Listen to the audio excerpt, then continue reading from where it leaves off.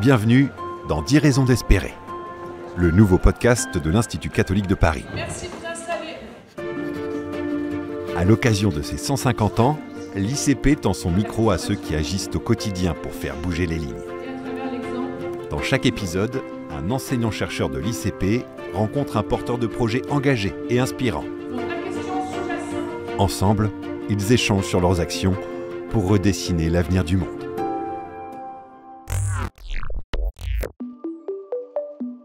Aujourd'hui, un mot qui peut faire peur. Philosophie.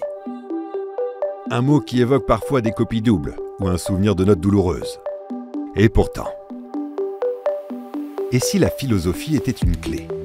Une manière de résister au chaos du monde, de reprendre souffle, de chercher du sens.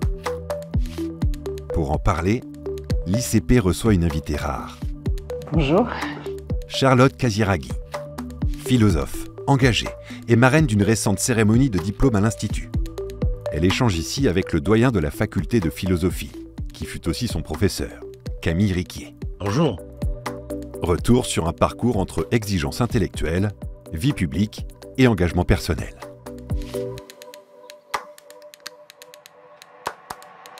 Ce qui a été assez déterminant, c'est pendant mon année de terminale, j'ai eu la chance de connaître Robert Maggiori, qui était donc mon professeur de philosophie et qui est aussi un des grands critiques en philosophie au journal Libération. J'ai pu découvrir la philo avec un prof assez exceptionnel et qui m'a encouragée dans cette voie-là. Et ensuite, je suis partie à Londres et je suis revenue à Paris. J'ai repris mes études il y a quelques années pour terminer mon cursus en master à l'Institut catholique de Paris avec l'aide de Camille Riquier.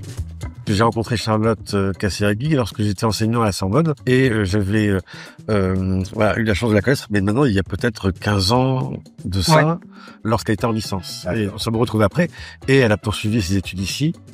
Qu'est-ce qui vous a motivé justement à reprendre? Il y avait un sentiment, un petit goût d'inachevé par rapport à votre précédente expérience. Qu'est-ce qui vous a donné envie? Je crois que ça a 35 ans. Oui, alors en fait, j'avais créé les rencontres philosophiques de Monaco, donc j'avais jamais vraiment arrêté de faire de la philosophie, puisque à travers l'organisation de ces rencontres et de ce festival Philo Monaco, j'étais constamment entourée de philosophes, à réfléchir, à me questionner sans cesse. Et c'est là où Camille m'a interpellée en me disant c'est trop dommage que tu ne termines pas le cursus. Robert Maggiori était avec moi pour encourager Charlotte à continuer. C'est souvent une rencontre, comme ça l'a été pour Charlotte avec Robert Maggiori. C'est un ou deux professeurs extraordinaires et qui nous montrent toute une dimension de la vie et du monde qu'on ignorait complètement. Donc une fois que la porte est ouverte, c'est difficile de la fermer. Mais une fois entré, à quoi ça sert concrètement de philosopher ? Je reprends une phrase célèbre de Jean Kelevitch, Vladimir Jean Kelevitch, qui sur l'émission Apostrophe avait été interpellé par Bernard Pivot, qui lui demandait « Mais à quoi sert la philosophie ? Pourquoi faire de la philosophie ?» et lui avait répondu très justement « La philosophie, ça sert à rien et elle n'est pas faite pour discourir sur son utilité. Il faut faire de la philosophie. » Et c'est vrai que c'est quelque chose qu'on a du mal parfois à parler sur la philosophie si on n'en fait pas. Et je crois que c'est une activité avant tout qui repose sur peut-être une définition qu'on pourrait dire l'amour ou la quête de la vérité. Mais chercher la vérité, c'est une expérience du doute. Et pour cela, il faut une méthode et puis il faut s'appuyer sur l'histoire de la philosophie. Oui, comme elle parle de tout, ce serait dommage qu'elle ne parle que d'elle-même. Voilà. Et puis, pour rajouter peut-être à la phrase de Jankévitch, ça ne sert à rien parce que tout le reste ne sert qu'à ça. Loin des amphis, Charlotte Casiraghi fait aussi vivre la philosophie dans un cadre inattendu. Des ateliers en pédopsychiatrie. C'est un grand projet à plusieurs niveaux, puisqu'on a commencé en fait au départ au sein des rencontres philosophiques de Monaco à développer tout un programme dans les écoles primaires, au collège et au lycée, notamment sur des questions qui pouvaient se rapporter à la santé mentale des jeunes, mais qu'on a pris par un angle plus littéraire ou philosophique. On a vu au sein des classes de collège ou de lycée que ça avait vraiment enfin, quelque chose de très porteur, en voyant que des philosophes, des écrivains ou des artistes avaient réfléchi à ces questions. Et donc ça permet de sortir de soi un tout petit peu et de se sentir moins seul. Ce sentiment de tragique ou d'une souffrance peut donner lieu à de la création ou à de la réflexion. Et donc ça, on l'a commencé à l'amorcer dans les écoles et au collège-lycée. Je me suis beaucoup engagée là-dessus. Et puis j'ai fait en parallèle une expérimentation en pédopsychiatrie où j'ai fait des ateliers philo-littérature, donc en mêlant les deux. Et l'expérience que j'en tire, c'est que finalement, parfois on a besoin de se décaler, que ce soit de la maladie ou du trouble ou du symptôme. L'idée, c'est pas de dire nécessairement la littérature ou la philo, ça soigne l'âme, c'est thérapeutique. Je crois que ça arrive de surcroît. Il y a des moments où j'ai vu ça à l'hôpital aussi, où quand la souffrance est trop forte, il y a rien qui peut toucher l'autre. Donc c'est parfois des moments où il y a des rencontres qui se font, il y a des choses qui peuvent se créer, mais parfois c'est aussi, on est extrêmement impuissant. C'est vrai que parfois c'est foutu aussi, il faut l'accepter. Donc mon expérience, je vais pas vous dire c'était tout extraordinaire. Je crois qu'il y a quelque chose qui s'est passé dans ces groupes thérapeutiques, mais je me suis rendu compte aussi que parfois ça pouvait être aussi très difficile. C'est toujours bien aussi qu'un autre parle aussi du programme de Charlotte, d'avoir d'un autre regard. Je trouve formidable le programme qui est mis en place.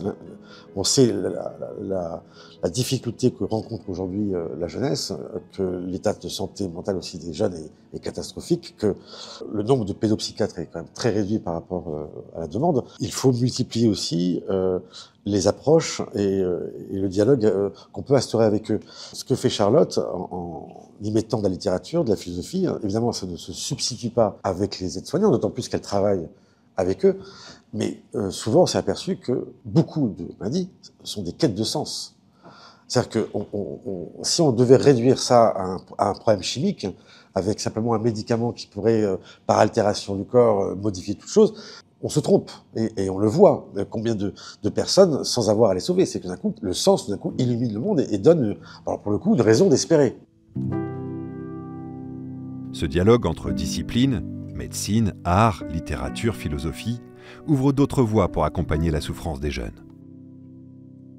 À l'adolescence, on a besoin de se cacher, de se dévoiler. La philosophie, la littérature, les arts, c'est une façon de pouvoir avoir des surfaces de projection, d'explorer ses propres pensées sans trop s'exposer. Donc moi, j'ai vu que ça permettait à la fois de creuser et en même temps de garder une certaine pudeur, puisque c'est pas comme sur les réseaux un grand déballage qui... Ça se fait avec pudeur. Voilà. Et indirectement. Mais et pour l'avoir éprouvé nous-mêmes. Adolescents, je veux dire, si les philosophies on l'a choisi, c'est parce que tout d'un coup il y a eu un surcroît, une promotion d'être et de sens qui nous donnait envie de poursuivre. Aujourd'hui, plus que jamais, on a besoin peut-être de la philosophie, simplement aussi pour pouvoir favoriser le dialogue des uns et des autres. Toutes les époques ont eu des points de basculement et ce qui caractérise l'humain, c'est peut-être son extraordinaire capacité d'adaptation et de réinvention, et que ça, c'est quelque chose auquel je crois. C'est-à-dire que même s'il y a des choses qui peuvent être très difficiles et peut-être détruire certains aspects de nos vies, donner l'impression que l'horizon est compliqué, il y a cette capacité de réinvention. Philosopher reste un geste humain, incarné, irremplaçable. Nous sommes des êtres de chair, de corps, nous avons besoin d'éprouver de l'amour physiquement, par l'affection, la tendresse, et ça c'est quelque chose qui nous construit. Je crois que les êtres humains, quoi qu'il en soit, ont besoin d'aimer.